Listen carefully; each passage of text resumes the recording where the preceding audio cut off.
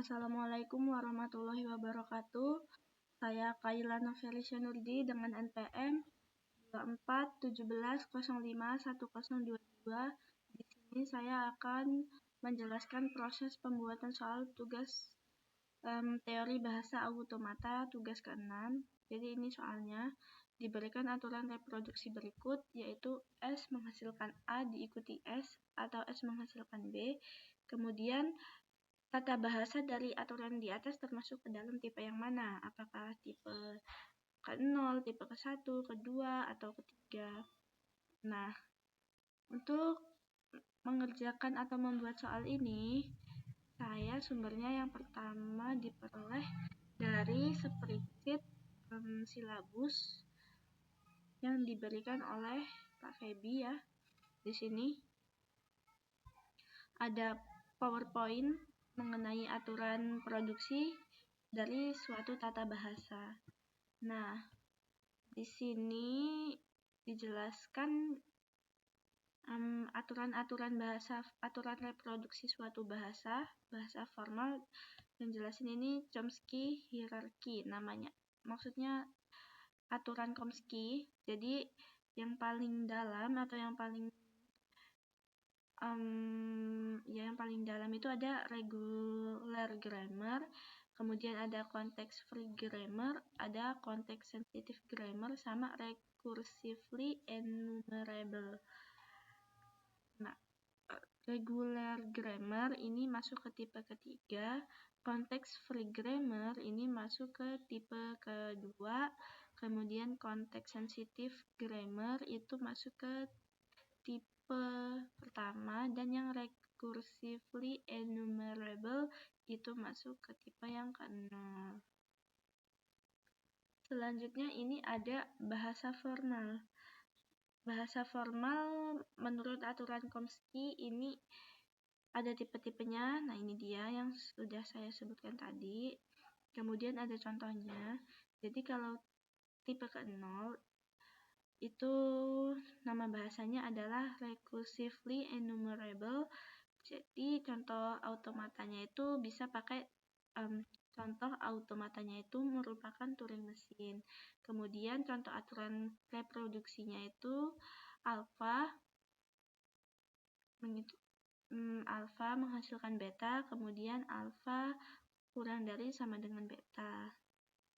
Selanjutnya ada tipe yang pertama itu konteks sensitif. Salah satu jenis automatanya itu adalah linear bounded automata. Ini ada contohnya.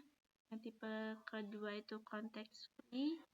Contoh automatanya itu merupakan push down automata. Dan yang tipe ketiga itu regular. Contoh automatanya itu yang finite state automata.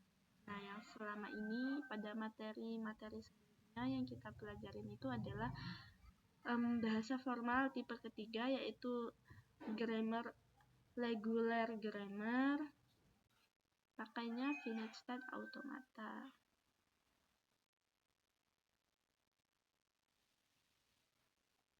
Nah, ini ada reviewnya. Jadi suatu FSA atau finite state automata menganggap suatu bahasa sebagai sekumpulan string yang berawal dari satu state menuju ke state berikutnya dan berakhir pada state tertentu.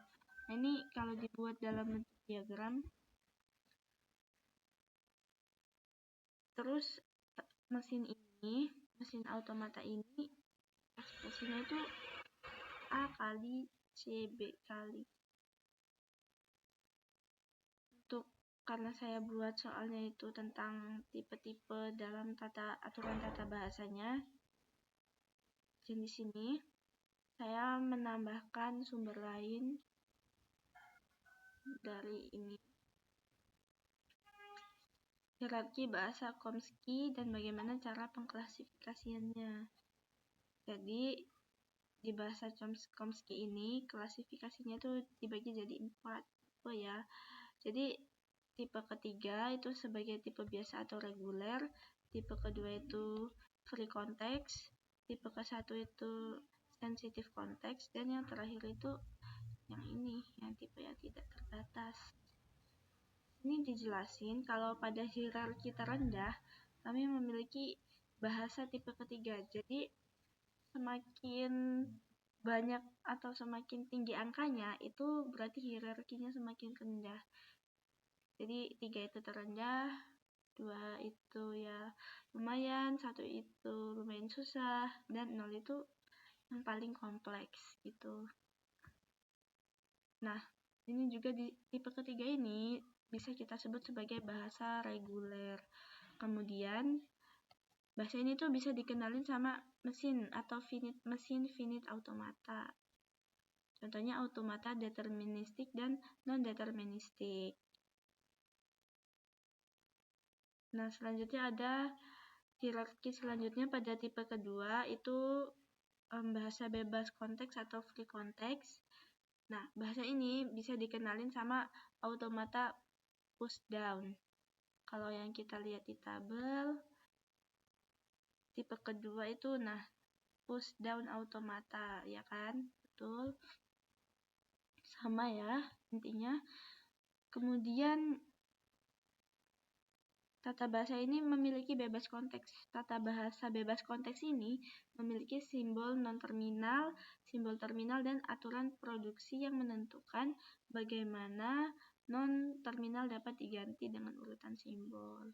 Selanjutnya ada hierarki yang tipe pertama, ini dikenal sebagai bahasa konteks sensitif atau sensitive konteks. Nah, bahasa ini bisa dikenalin oleh mesin yang bernama automata terikat linear. Kalau misalnya nama lainnya bisa linear bounded automata, ya bahasa Inggrisnya doang kan. Itu.